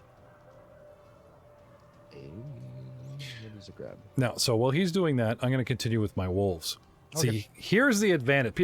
We've had some fans going, "Well, he's not GMing, Jeff's not right." Aha, well, I can continue the story and do more GMing. Well, my guy pauses in time and looks some stuff up with me without slowing the game, having to pause the recording. Yep. This is very handy in a live show. So I'm going to move on to Beast 3 while you're looking at that for me. Beastie number 3 is the guy that is actually with Muros. So you belt me, and we like to surround foes. I mean, if there was ever a creature that likes flanking and surrounding, it's us. So I'm going to take a 5-foot stride north and begin flanking Muros before I attack him. And Muros, where are we here? Mr. Muros, who is now my target, is going to gain the flanked condition, because you are now... Nope. My grandfather was flanked once. It ruined his marriage. Okay, there's no flank condition, so... And we already worked out that... Is it second ed that gives you flat-footed? Anyway, we do have pluses. Yay, we get pluses to hit you. But that's probably it at this point. So, gaining a +2 to flank at you. I'm going to try to bite you with its terribly salivating yummy jaws. With the 4, 17, a miss. So this thing moves after you missed it, trying to take out its legs, and starts snapping and chawing at you. And of course, you're a much tougher, thicker, wilier opponent than I assume. Don't you know that? Moving on to Beast 4. Way in the back. Let's come running out here and help our fellows. 5, 10, 15, 20, 25, 30, 35, 40. And this one here. 10, 15, 20, 25, 30. Coming straight towards one. Comes underneath the platform. Is waiting for something. 5, 10, 15, 20, 25, 30, 35, 40, 10, 15. A double move puts another wolf on Muros. One seems to be waiting for a meal to drop out of the sky, looking up the platform from underneath. One runs wide and comes right at our archer. Uh-oh. And I can get to you in a single move. So where's that one? Last one. Most of them are just using movement at this time. The last one is going to have a little chomp. Ooh, look, elves. They're serving elves hors d'oeuvres. Yum, yum, yum, yum, yum, yum. Chomp it, chomp it, chomp the elf. 19 with a miss Evening Star. This thing comes at you. But you're ready. Twirling the bow in a defensive pattern, backing off. This thing starts snarling, biting at you. Next we have Niles. And Alethea, you are on deck. Niles, what do you do? Yep. All right. So with the grabbed condition, you're held in place by another creature, giving you the flat-footed and immobilized conditions. Okay. If you attempt to do a manipulative action while grabbed. You must succeed a DC 5 flat check or the action is lost. Okay. So like pulling a weapon or whatever. Any manipulative. So what if you like just try to attack it, like beat on it? That's not manipulative. Okay. So I grabbed an ape by the tail. Yeah, this is gonna go well. Two hands come up, smash, smash, right? Yeah. It's one of those, anything that fights like King Kong or Godzilla, right? It's just, hey, look, I'm a humanoid form. Two hands go up and come down on the beast, and it starts regretting its choices. Anyway, Okay. Niles, what do you want to do? I'm going to cast a spell. Yes. I'm sorry, Muros. This might hurt you too. Did you want to move? It's all for the good. Did you want to move so you get a better line of sight? No, I don't. I can see Muros. Yes, I'm good. Okay. I'm going to cast Soundburst. Okay. And I'm going to pinpoint it, the square beside Muros. And what's the range on this? Oh, okay. Don't forget you're 15 feet in the air. Yep, my range is 30 feet. Okay, so if you're 15 feet up, we go 5, 10, 15 feet out for namesake. You actually won't hit Muros. Okay. You can actually target the square beside the warg or behind him. And is there like a cone from that? Like, sorry, you setting like the point of impact? I'm setting the point of impact. It's a 10-foot burst from 30 feet. Oh, okay. Up to 30 feet. So. Okay. Well, you could have it go short. You don't have to be a dick. You could pull it up. I want to get as many as I can. Oh, okay. Sorry. 10 So, foot. Yeah, if I right, can right beside me. I got you. You're trying to get the third wolf, right? Okay. Yeah, or I can target Muros and then hit all three. Sure. Plus Muros. So, sorry, but hey, it's for the greater good. This is like the second time he's been deafened We're in this cool with campaign, this. right? No. Marissa's cool with this. Do you remember you last get Yeah. take a half second for perception. You see the thumbs up. So yes, so I would like to target the area around Muros. How's that? Yeah, that's fine. Yeah. Saving throw? Yes, you guys get a fortitude. Okay. So if you like, I'll cast my spell. But hang on a second. I don't have a target. No, let me give you everybody as a target, right? Okay. Because you'll have multiple targets. And Yeah, then because this, it's a 10-foot burst. So. yeah, this thing will actually do the saving throws for us. Okay. And we get now. I will say before you roll, Muros, you're allowed to make your own saving throw. I'll remove you from the targeting. Or would you like to just trust in the machine? I will roll my own roll, please. Okay. So hang Fort. on. Yep, I'm waiting. So I will only target the beat. I kind of figured I shouldn't have put him in the targets, right? So what's the save I'm rolling there? I'll tell you in a second. Okay. Okay, so activate spell, sir, and it should do all the rolls for my wolfies. Yep. For the wargs. Get them. As soon as it lets me cast it. I'm getting there. Cast. Sunburst. Do the damage? No? Didn't do anything. Oh, okay. Well, sometimes they're hooked up for a saving throw, sometimes not.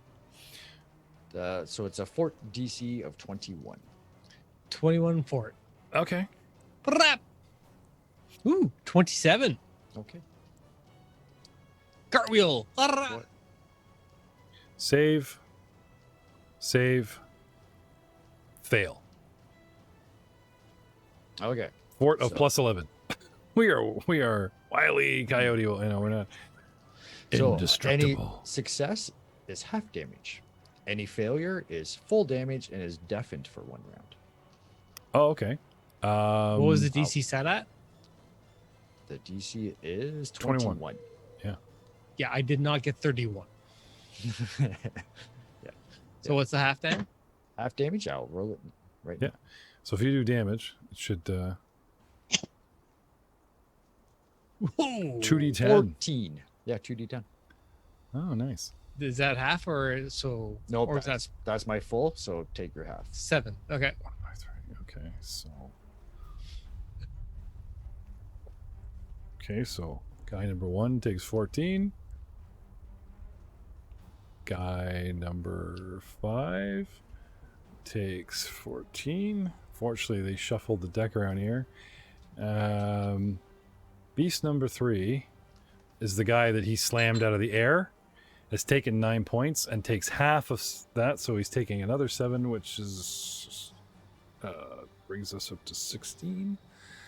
Okay, nicely done. And one and is deafened?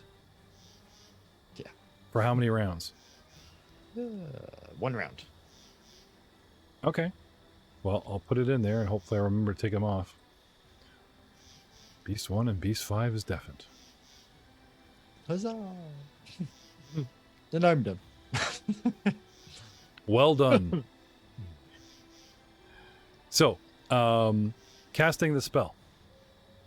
2 actions. Right. Can I have the prayer? Can you have one? What does the elf and the rat person see? Sloshing the mug, raising the holy symbol high, he proclaims, Back in black. Yeah, blam blam. Yeah. "Get off my lawn!" See what are you?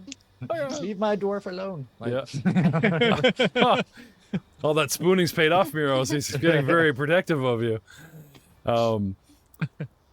Yeah, the man, not a holy symbol, but sloshing a full mug of ale and screaming at the some kind of incantation towards your direction, and then suddenly it's almost like you can see the actual distortion in the air in the night, and then it lands on the area and it makes all the grass go in an outward, like wave, and the wolves and everything all cringe, and Muros just kind of puts his thumb up. Yeah, I agree with this tactic. Alethea. Okay, I'm gonna one that just tried to bite me. Okay, attack of opportunity from the creature if it possibly has that. Because provoking in the old days is shooting a missile weapon in a melee combatant's face. However, they took that away from everybody except for fighters, but I'm wondering... Yeah, do these Beasts. wargs have the fighter Player archetype? background. Because if they don't have it. No, but they have a bunch of their own stuff. Right, but that's special abilities that act. Oh, it'll list it. It won't say fighter background. It'll say attack of opportunity, like that one undead creature. It was like attack of opportunity, and you guys were all days like, back in work school. Yeah, Yeah, I remember my days back in yeah. work school. yeah. So no. The cool thing about second edition is you can shoot this work in the face. Perfect. Do it. Hang on, let me. Oh. It's fine, but before you do damage, let me change your target Yes. because we all have the same. Well, actually not. Well, yeah. Where are we here? Boom. And on a bright note, I think I figured out the whole map loading issue. We'll talk about that later. Oh, okay. Nope. All right. That's for the After Hours episode. Mhm. Mm-hmm. Right. Go ahead. Damage.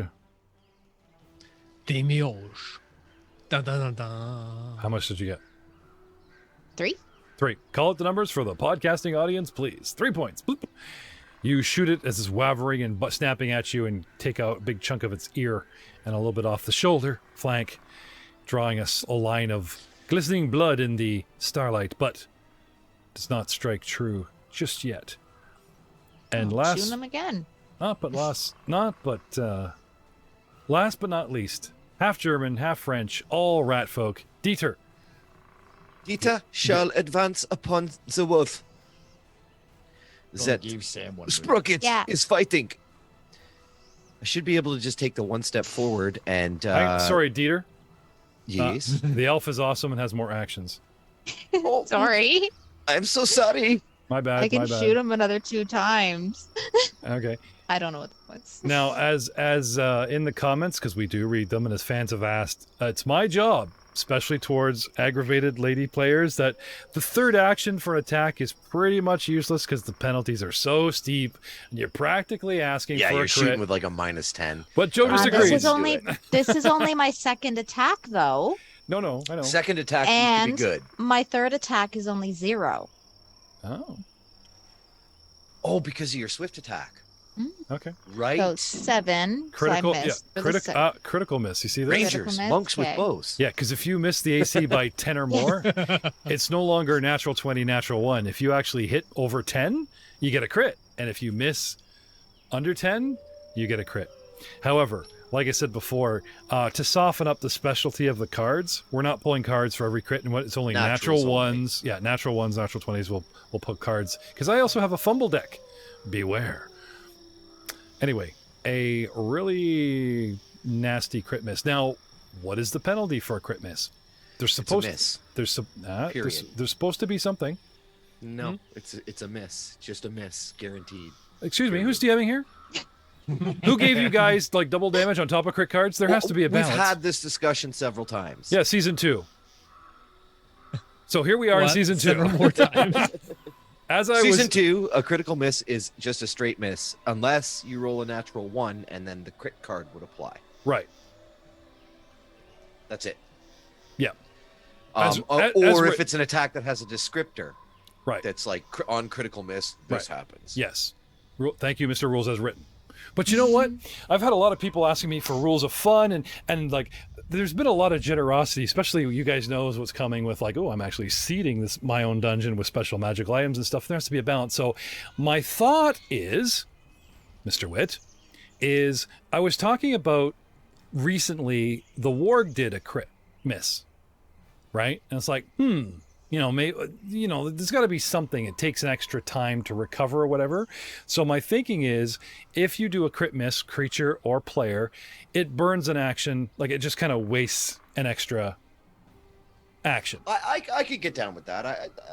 I'm so glad I have your permission. Like with Gibson here, I got. I will say this: raw. Yeah. It's a crit miss is a miss. So even if you roll a natural 1, yeah, it's just a miss, but you've got the crit card, so that changes things. So I put it forward to you, okay? If you guys keep asking, like, so Messina's hot for this, going, oh, rule of fun, can I just jump several pews or whatever? If I start leaning into like, hand wave, don't get me started on that one. Hand wave, type of thing. I'd like to be a little bit more generous, but there has to be, some kind of balance in this. Checks and balances, yeah. Yep. So, like I said, we'll try this out. Now that it's cleared with the committee. We'll try this out. You're goddamn right. Our union signed off on this. All right. So going with we're dwarves. A regular crit costs you an extra action. Okay, for the bad wolf or whatever. I'm gonna say, despite what they say, Samantha, because you are looking at the GM, believe it or not, as much as I've sold half of my soul to Gibson, the new rules lawyer, and Matt's been weighing in, not just on this show, I've noticed Matt's been weighing in a lot in the last couple months, but he has personal reasons for that. He just doesn't like me anymore. Yeah, it's not me, Jeff, it's you. And now we're going to list those personal reasons for the we're going to do a pro-con list. He's healing. No, anyway, yes. This is something I want to try. So a regular crit just burns like an extra action. Now, if it's at the end of the round, it might cost you one beginning of the next. But like it costs you an extra action. It costs the wolf his third action. I'm going to say Althea, with this crit miss or whatever, it just takes a bit of moment No third of recover. action. Yes. Okay. She goes to shoot, the arrow doesn't come off the string, slaps her in the face. Well, oh, crap. That 30-second description is what would have happened if I hadn't have several players go off on me, but that's fine. Dieter, continuing with your turn that we, interrupted. Und yes, Dieter shall advance upon the wolf. Boop. And that should be in reach. It's 10 I have reach. So I should be able to attack from there. 5 foot forward, 5 foot to the right, yeah. 10-foot reach. Yeah, I Boop. think so. Yeah. So I shall attack. Can you target it for me? Yes. Using meat shield monkey as your no shame. Believe it or not, my ape. Oh, he's so burly. This ape, yes. If I land attacks when he is threatening the monster, there are extra effects. Oh. Ooh. Well, I've targeted said war. Oh. Go nuts. Oh. Let us do this. Mm-hmm. I shall attack him with my long spear. I'm really surprised you didn't name the ape Shotzi, just so you could say that name over and over again. No, Sprockets, it's old reference from 90s Saturday Night Live show, if you recall this. Oh, yes. Michael Myers. He says, hello, my name is Dieter. Welcome to Sprockets. Would you like to pet my monkey? I think that's worth a hero point, despite the grief you just caused me. It's definitely hero point worthy. Yep. I feel like I'm missing some attack bonus on this. I'm not sure why. What's your plus to hit with I your should have armor? more than +1 to attack at level 4, even as a druid. Also considering that my strength is 12. There's got to be something in your makeup. Maybe you're encumbered or whatever. On your character sheet, Mm-hmm. make sure that you are, for your weapon, Trained. that you're actually trained. Yeah, that's in the. Because you are trained. but you Oh, have to, right. How do you increase your proficiency with the weapon type? You go into the combat tab on your character sheet. Yes. It'll say proficiency near the right, near the top, next to AC. Right, there's proficiency for AC, and then there's, where is it? Then you go all the way down to action tab, and where's your long spear there? Right. Do we need to pull it up? Yeah. So we need to pull it up with the little tennis racket. So- Which one? It says By the item? it says proficiency. Now I've trained you. Okay, so That's better. Okay. where yes, it lists, that- yeah, yeah, where I it see lists, where it lists. So breaking this down for the audience, in your Yeah. actions tab on your sheet, it says name, long spear, shows you an icon. Then there's all the little pluses for hitting. Right, the very end of the row, next to the red dragon, is what looks like a magnifying glass or a tennis racket. If you click on it, it pulls up a weapon base, and right in the center it says proficiency, which you Yeah, need to trained. change from a dash to a T. which is hilarious. I had no idea about this, so that might explain why anytime I've tried to make attack in this game, I have Stunk. failed abysmally. But anyways, That's why you're using magic missiles that never miss. It's like, for most of you. Yes. Oh wow, I suck. Better use that magic missile. oh, natural one. Pull that card, sir. Let us see how Dieter fails against the wolf. it is a one. All right. You know all those I- 20 you guys were hitting earlier? All that You're bitching. welcome. Yeah, I was gonna say No. all no, that no. bitching This I is- just this got from him. And sometimes the universe gives you one for No. free, right? Yeah. is- Jeff? Yes, Jeff, yes. enjoy this moment, please. Do it slowly. For all of us. You notch your weapon. Oh, The melee attack is called notched. Your weapon takes 1d6 damage, ignoring its hardness. Oh, What is the Oh. What is the hardness of a spear? oh. Long oh. spear. Oh my. Now, settle down. So, Only- Jeff, you're attacking Matt's spear. It's not me. It's not me. No, directly, no. Not Jeff, Jeff's character. Yes. I will let you roll a raw d6, Dieter, since you did this to yourself with your own natural one. 5 points of damage. Oh, So, God. ignoring whatever. Nein, I don't want to say this out loud because Mensch, der Liebe. Ryan's going to go off on me, but ignoring the hardness of your wooden shaft of your long spear, your shaft takes 5 points directly. Take that as you will. And we will see you next time on the Elven Dieter podcast. I mean, the Elven Portal podcast. Thank you, and good night, everyone. Say good night, Sam. Night, everyone. Say good night, Dieter. Good night.